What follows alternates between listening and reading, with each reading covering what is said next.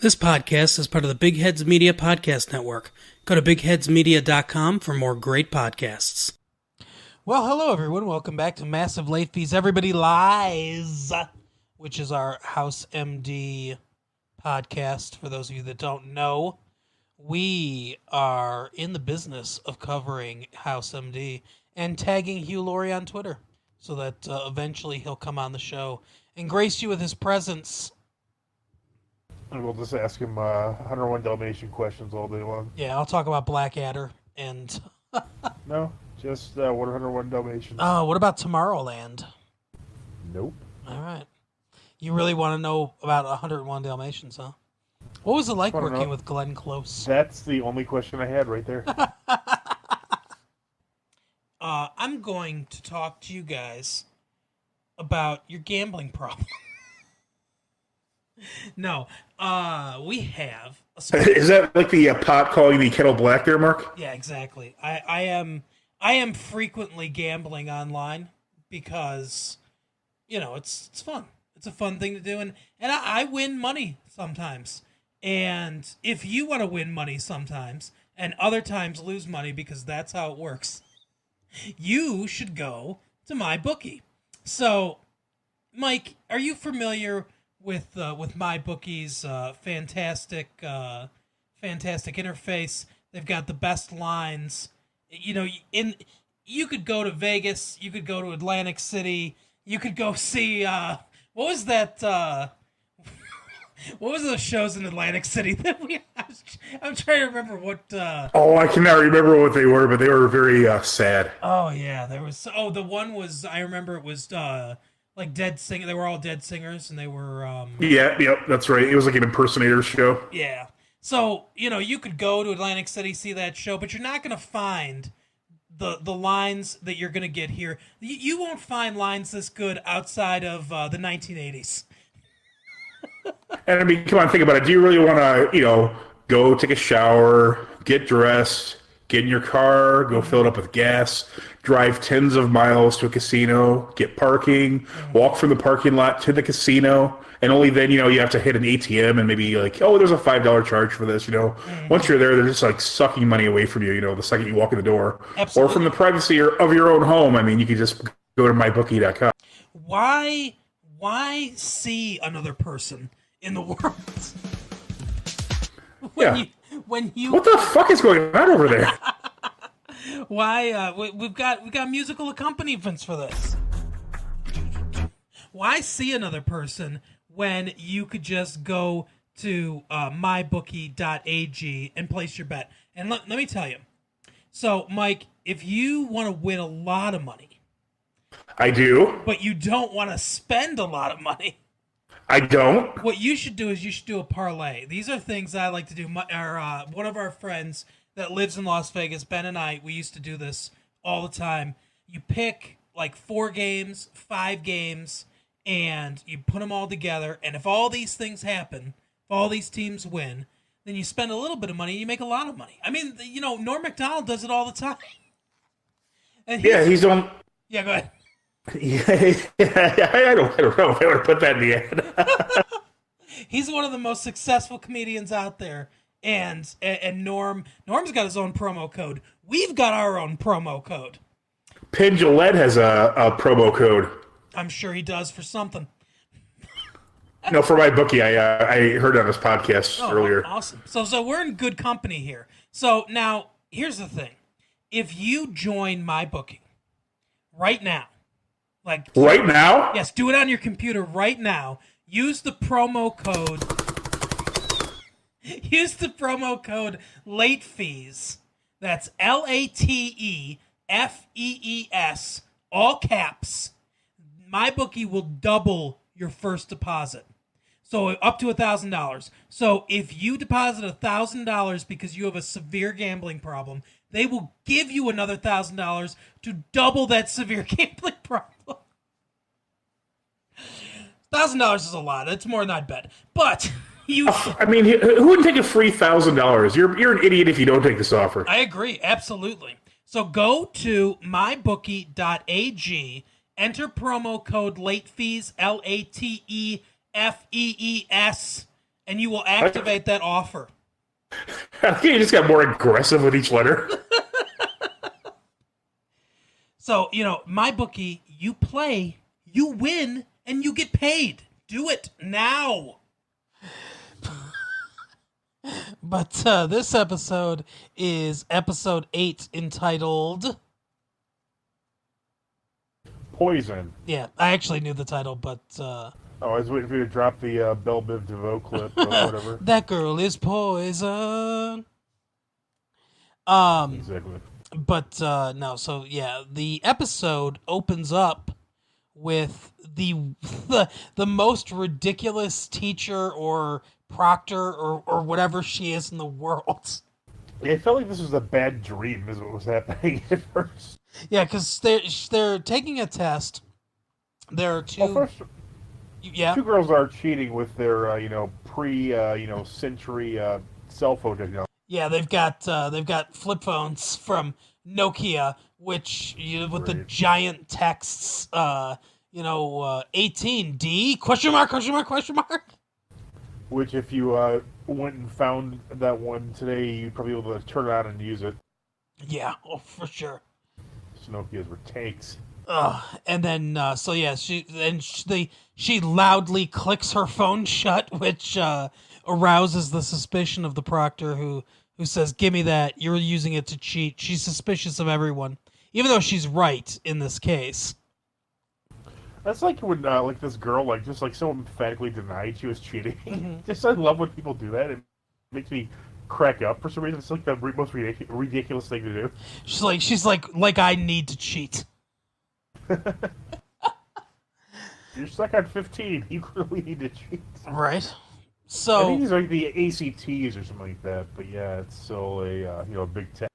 A calculus test is what they said later. And I don't know if it's like just for a regular class, because it really did seem like it was the SATs or something. So I thought the one at first was at the ACTs or something like that, and then the one later is at the calculus thing, because they mentioned the one later is like a calculus student. I think the main character is supposed to be a calculus student. Maybe they both are. I don't know. But anyway, so this dude, he's like, "Hey, I gotta go to the bathroom," and he tries to get up. He's like slurring his speech. Something is clearly wrong, and the proctor's like, "Oh, you got guys in the bathroom." Like the guy's fucking sweating bullets, like grabbing his stomach, like saying the wrong word for bathroom. Yeah, it's so ridiculous. Like she expects like a grand conspiracy to help him cheat on his test. And then she's like, "Fine, I'll get you an escort." He collapses to the ground, and then she's. It's like, I expected her to be like, what does she have the answers written on her blouse or something? Yeah, I think when he does, I think when he collapses, she says, "Eyes on your own paper." She does. And the girl's like, "Something's really wrong with him. Call somebody, you idiot." I mean, his head did bounce off the floor. Oh, fuck. Man. Sounded like a coconut being hurled against a wall. So he goes to somehow he gets to Foreman. I don't know how. Maybe he went to the ER, I guess. But Foreman's like, "Hey, let's take this case." And House, kind of echoing when Cameron was bringing him the case, was like, "Hey, why do you want this case?" He's like, "Oh, you care about this kid?" And he's like, he's listing all these things. He's like, "Hey, his heart rate's really dropping. It's not responding to this." And then House realizes, he's like, "You don't care about this fucking kid at all. This case is just interesting to you." And he's like, "Good, that'll make us objective." And so he takes the case. The kid's heart rate is declining. They quickly determine that it's a toxin, but they don't know which one, and they don't know where it came from. Right, which is the problem. Right.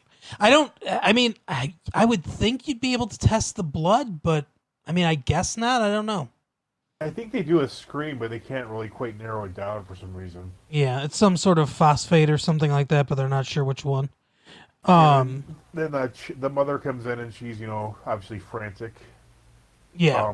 And then so Chase goes over to her and, says, oh, does your son, does he take drugs? Is he on something? I can't help you if you don't tell me what he's on. Mm-hmm. And then she's like, no, he doesn't take drugs. I even tested his hair, and secretly, so I wouldn't, ruin his trust. And he doesn't take drugs. He's not, positive for anything. Right. Yeah, she does not trust him apparently, but he's a teenage boy, so I mean I can't really blame her. Yeah, that's still fucked up. I mean, if you don't have enough trust to, ask someone, it's like you're clearly not having like a great relationship. Yeah, oh for sure. She's a very controlling person. Much like in our last episode, where the guy's giving his wife like beta blockers, so lower sex. Yeah, which was never addressed at all. No, they didn't seem to mind really. No.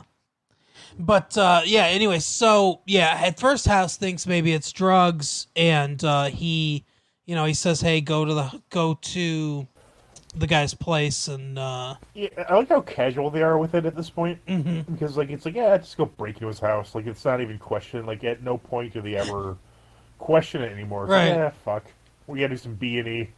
So they go to his house. They find some tomato sauce, which has a lid that's bubbled up, and Cameron says that can be a sign of bacterial contamination. Yeah, because they think it might be botulism, because if the can seal's up, then it's not properly sealed. So maybe if this lady spent a little more time paying attention to her canning and not worrying about her son's drug use, she wouldn't have botulism potential in her house. Exactly. So yeah, then like they say that he made a pizza with the spaghetti sauce, which is, spaghetti. I guess you could do that. I don't know. Isn't spaghetti sauce and pizza sauce like different? Yeah, they're slightly different consistencies and different. They're made a little bit like usually spaghetti sauce is a little bit sweeter than pizza sauce. This kid does not give a fuck. No, man, he's fucking riding on the edge, making a pizza for a late night snack. He's studying. He doesn't give a shit. So they're testing it. House comes in and grabs a tongue depressor and just eats some. They're like, "What the fuck?" And he's like, he just had a seizure," which is not a sign of botulism. Not a botulism thing, or even drug use at this point. They're saying right. So that's when they figure out that it's some sort of poison. Yeah, and Foreman, again, there's some obscure study that only one character knows about. He had a former mentor that said you could precisely target which poison it is. Yep. If only you could figure out what it is. Yeah, exactly. And so Chase is like, which one should we order? And House and Foreman at the same time say all of them. A lot of the characters point out the similarities between House and Foreman in this episode, right down to the shoes. They're wearing the same shoes. Yeah, it's pretty funny. And House says, I paid less for mine. I bought mine online. But so next Chase, I forgot to mention that in the process when he asked her about the drug, he goes, "Oh, I use drugs, at a certain age. My parents didn't know." Yeah, which completely episode title worthy poisons him in the mother's mind, because she thinks of him as this crazy drug addict now. So funny. Oh man. But so they're like basically they're like, "Well, go to the house and see what you could find that might have." So they return to the scene of the crime. They break back into the house. Yep. And they find some giant metal things of poison. Yeah. That's what they find. And then the mom's like, "Oh, it was empty. It couldn't possibly be that." Right. She's like, "Hey, you couldn't use she said what she said is it was a project at school and you weren't yet allowed to use pesticides. So he had found this old can and washed it out and filled it with some organic shit or whatever." Yeah, orange peels, I think. Yeah, and House rightly says she's basically condemning her son to die on the belief that a teenager washed something. Right. Which it makes a lot of sense. Right. So he goes in there and he's like he reads her this ridiculous whatever waiver thing where Yeah, he wants to get a court order to make them treat because the mother refuses because mhm. she's lost all trust in Chase because she thinks he's like, I mean, and rightly so. I mean, the mom's kind of an asshole in this whole episode, but I mean, she's really the first person to really call out. Like, you're doing all these weird procedures and you clearly don't know what the fuck is going on. Yes. Which I mean is that's what happens in every episode, but she's like the first person to like flat out say it. Yeah, exactly. Yes. Yeah, so House just wants like he doesn't care. He's like, yeah, we'll get a court order, and like Cuddy's like, no, you'll never get it because there's it's just she disagrees with you. That's the only thing you can really say is why you got the order. Mm-hmm. So she gives House this waiver, and House just goes and like gives her like the most sarcastic like speech. He's like, oh yeah, just sign this saying that you don't care about your son's life, and you'd rather he die than and this is like the most like grieving, guilt-ridden speech ever. And so of course she goes, okay, go ahead and do your crazy treatment. Yep. And he's about to do it because she asked, she's like, well, if he doesn't have this, then what is going to happen? And they were like, well, theoretically, then it makes him 1,000 times worse. I like how every treatment like it's always like one or two, but then like it's like, well, I can't do the other. It's never like a benign thing, It's never like, Right. well, I don't really do anything, I mean, they're both kind of similar in the mechanism. I mean, they both affect the eyes or whatever it is this week, So clearly, they'll have some kind of overlap, and they shouldn't be too different. But no, it's always like, well, this one will kill you. Mm-hmm. So Like, he's oh, about to do the treatment when suddenly another patient comes in with the exact same symptoms. Yeah, they're identical. So Yeah, and it's an Asian kid. So, immediately I thought to myself, "Oh, here comes the minority that's gonna die in order to save the white person." right, But it doesn't happen. Spoilers. right. He's not the child of a lesbian couple, so they spare him. Yeah, he's got a good heterosexual family. But they do have a stereotype in here where House goes. So I'll real quick. They send them back to the house again, and to the Asian kid's house to go through and find anything that they could have in common. And he goes through because he goes through the house goes through the timeline, and he's like, it's got to be something that absorbed through their skin. If it's this severe, that it happened, around 4 hours to 1 hour to 4 hours ago, and that would have been not when they were on the bus because they shared one of the things they shared in common was they went to the same bus, but they determined that wasn't it. So they go to the house.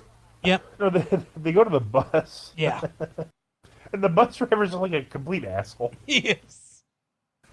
They're like, well, you might have poisoned. He's like, well, I have a cross country meeting to get to or something. Yeah. He's like, hey, if you're not up from the police or the union, then go fuck yourself, is what he says. And they're like, 2 kids on your bus are going to die. We need to find out what's poisoned them. So he's like, well, I saw a truck spraying something.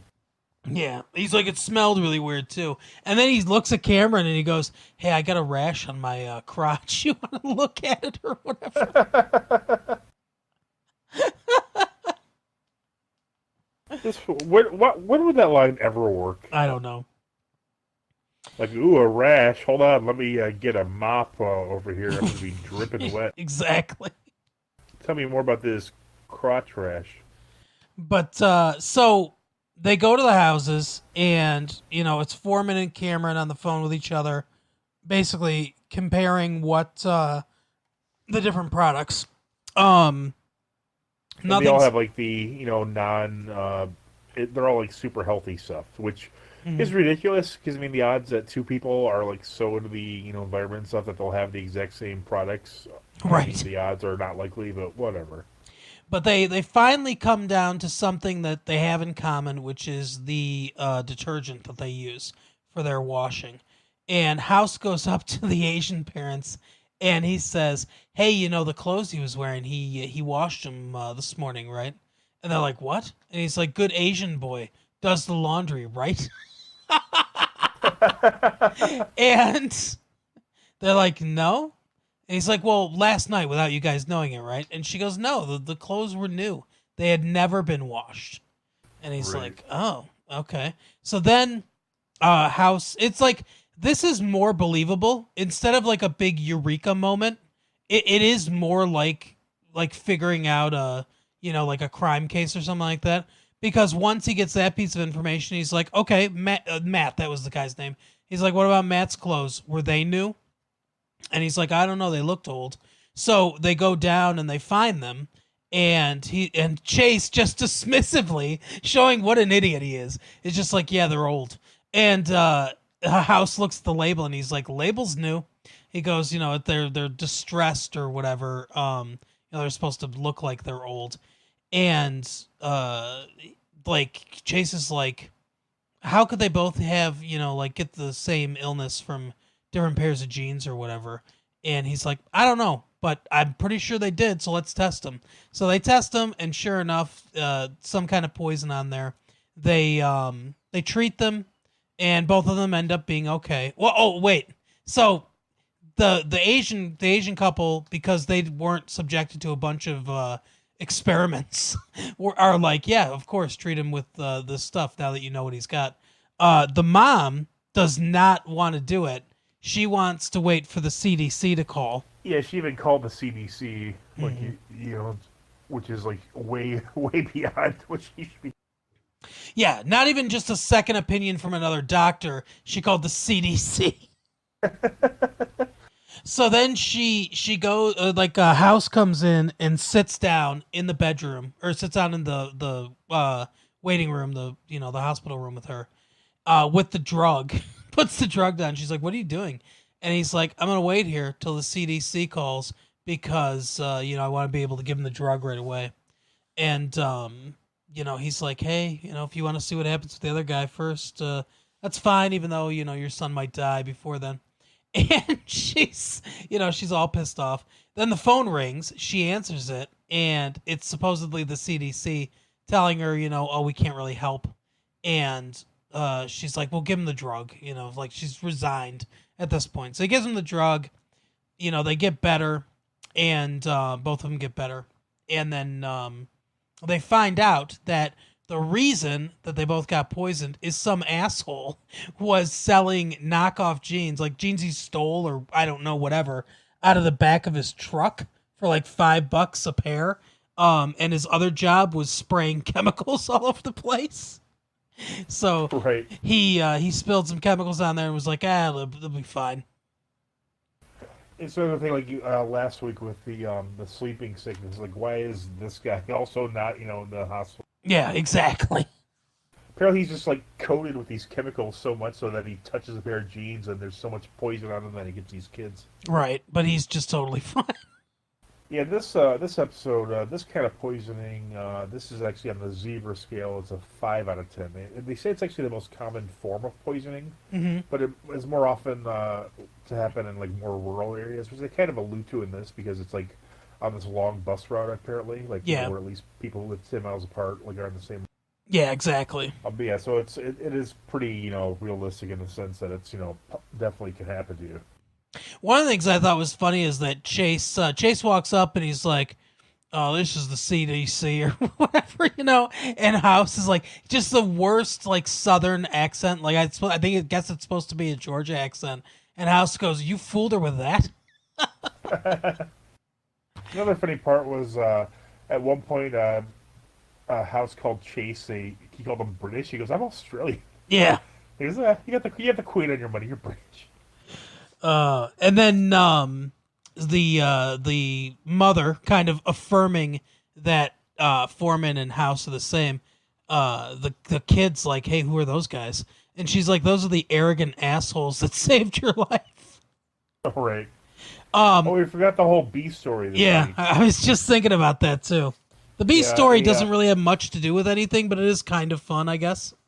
Yeah, it's actually Kurt Fuller. He played Carl on That's My Bush. He's been in a lot of stuff. Yeah. he plays a guy who brings his like 80-year-old mother to the clinic. She's like been very amorous lately. She's apparently gotten a wind of Ashton Kutcher and just can't get over him. What movie do you think that is? So, See, I was really curious about that. I was trying really hard to think about that, which is ridiculous because was it Gone with the Wind? I think she had. Yeah, she was supposed to be getting Gone with the Wind, but instead she got an Ashton Kutcher Something movie. with him in it, yeah. At first, I thought it was like going to say like they had like a porno in there, like instead of Gone with the Wind, they got like a porn parody. Mm-hmm. Yeah, that's what I was thinking too. Something with.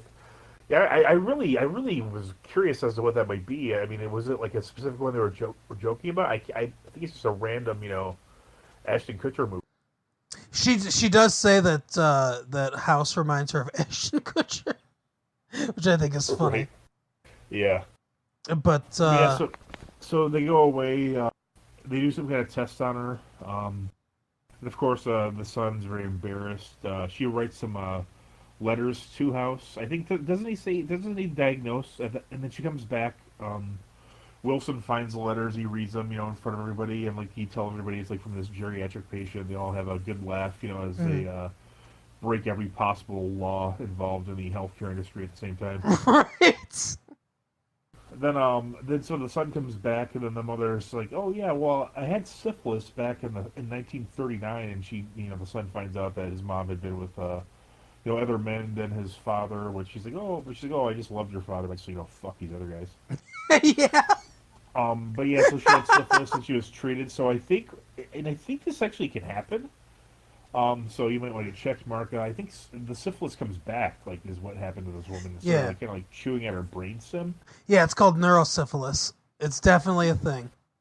Yeah, so she was like, that explained her sudden, like, change in behavior because she had said, like, again, to the son's distress, like, well, I had sex, like, 15 years ago. And, like, he's like, oh, but Dad died 8 years. He's like, yeah, we were having sex, into our, like, 70s or whatever. Right. Which, shocked him. But yeah, so she's got this thing, and like House says, "Well, take these pills. You'll still be feeling happy for the rest of your life," which she was really happy to hear. And then she promises that once she feels better, she'll come back to pay him a visit for a checkup. Right. She wants a pelvic exam. Yeah, so House is gonna get something going on there. Yeah, House is gonna be prying some grilled cheese apart. So. Yep.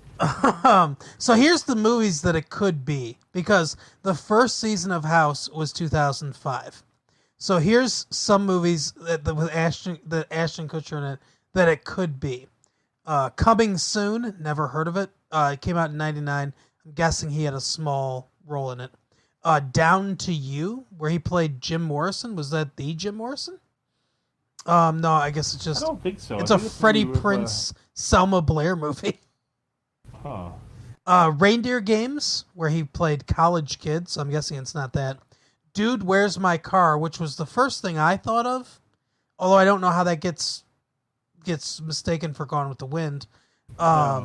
Just Married, where the movie he was in with rest in peace. Brittany Murphy, yeah. My Boss's Daughter. Which I've seen. What's weird is I've seen most of these movies for some reason. Did you once say that? Yeah, you can see why women found Sean Connery attractive. No. Cheaper by the Dozen, which I saw because Lizzie McGuire was in it. I can't remember her real name. Hilary Duff. Hilary Duff was in it. The Butterfly Effect, which I'm gonna guess it's not that, because that wouldn't be like a sexy time movie or anything like that. And then the one that it might be, because it starts with G and it came out in 2005. Guess Who? I don't know. The Guess Who's Coming to Dinner remake. Yeah, I don't know. But one of those is my guess. Well, it's got to be one of those, because those are the only movies that came out before this episode of House that he was in. So. Yeah. So House is gonna be able to bang this lady later. Everything's. I thought it was a pretty good episode. Yeah. The whole part at the end about the counterfeit jeans was kind of ridiculous. Yes. I don't know if that was a joke because there's a Simpsons episode where there's counterfeit genes that figure heavily into the plot as well. Oh yeah, in Homer's car hole. Exactly. Yep. And also, I think in there's a movie called Knockoff with Jean-Claude Van Damme and Dennis Rodman. Wait a second. Is the plot of this movie that he's trying to take down someone who's making knockoff jeans? Exploding knockoff jeans. Oh my god. I've never seen it, but I read the description and I could not stop laughing. Oh my god. Exploding knockoff jeans? Oh, I've got to see. Yeah, I don't know. I got to see the description of this knockoff movie. I believe Dennis Rodman's in this. Oh, okay. Either him or Rob Schneider. I see Rob Schneider. It's a 1998 film starring Jean-Claude Van Damme, Rob Schneider, Leela Roshan, Paul Sorvino was in it. Wow. What is the plot of Knockoff? Marcus Ray, Jean-Claude Van Damme, a sales representative. He's just some giant action guy. He's a sales rep for V6 jeans, and his partner Tommy Hendricks, Rob Schneider, are about to be busted for selling knockoff jeans, which they helpfully describe as a low-quality imitation of well-known products. Their American contact, Karen Lee, who is not only their employer but a CIA agent. What the fuck? Sent to find the mole in their operation, is threatening them with a jail term if they do not prove their innocence. Meanwhile, Ray and Hendricks meet up with Harry Johansson, who is a CIA agent that just happens to be a double agent for the Russian mafia and a ringleader to the terrorists. What the fuck? So he's a ringleader to terrorists and he's in the Russian mafia and the CIA. Yeah. He tells Ray that Hendricks is really a CIA agent and that they need Ray's support. Ray and Hendricks then learn that Skinny Wang is involved with the knockoff jeans, and they seek him out, which results in the death of Wang and the pursuit of angry workers who are loyal to Wang and who are under the impression that Ray and Hendricks killed him. I don't understand anything that's going on yet.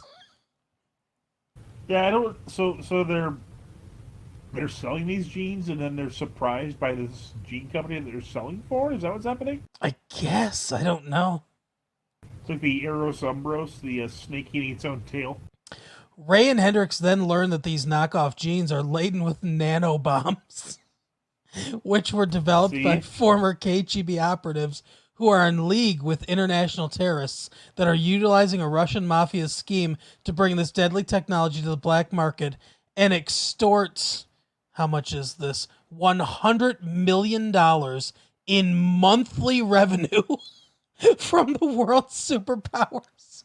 Their demand is $100 million a month. What the fuck are they going to do with that? This particular order is to be shipped to the U.S. Furthermore, we discover that the CIA headquarters in Hong Kong is located on Lantau Island inside a huge Buddha statue, which is later blown up. What the fuck? That has nothing to do with the plot of the movie. That's just like, hey, I thought it was cool.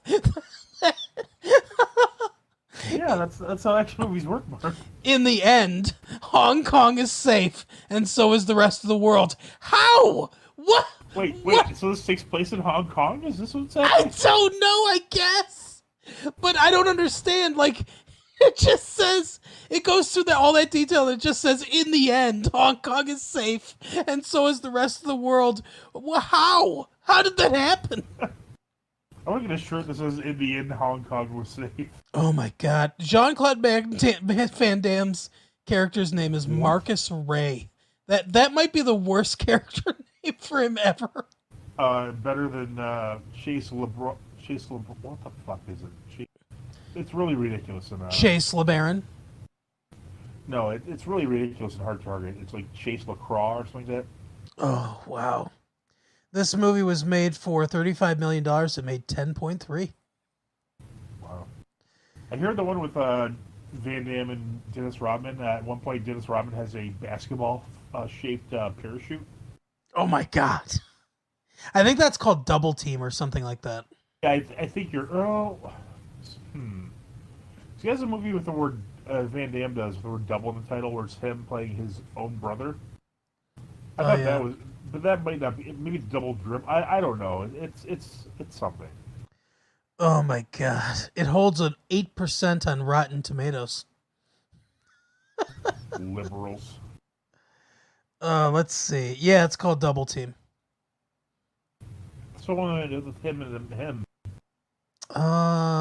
Let's see. Jean-Claude Van Damme, Belgian actor. Double Image, maybe. Let me look up his filmography. Double Jeopardy, the Ashley Judd movie. Let's see. Career. Oh my god! Don't they just have a? No, I don't want. Ugh. I just want his filmography. I don't want like a narrative form of his career. I don't need to be taken on a journey. Wikipedia. Let's see. Double Impact.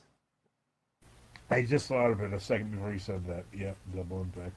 The cover of Double Impact is hilarious because it's just him and him, but he's got like two different very Jean-Claude Van Damme looks on his face. Yeah, one of the brothers is rich and the other one's poor. Nice. I bet a lot of ladies about that cover, you know what I'm saying? Yeah. Two Jean-Claude Van Dammes at the same time. Double Impact. He can do the split suit, ladies. You know this. DVD. So one's rich and one's poor. It's just like Patty Duke. John Aston's former wife from the Patty Duke show. His young wife. Well, that is our episode of Everybody Lies and the Jean-Claude Van Damme Minute. With JCVD.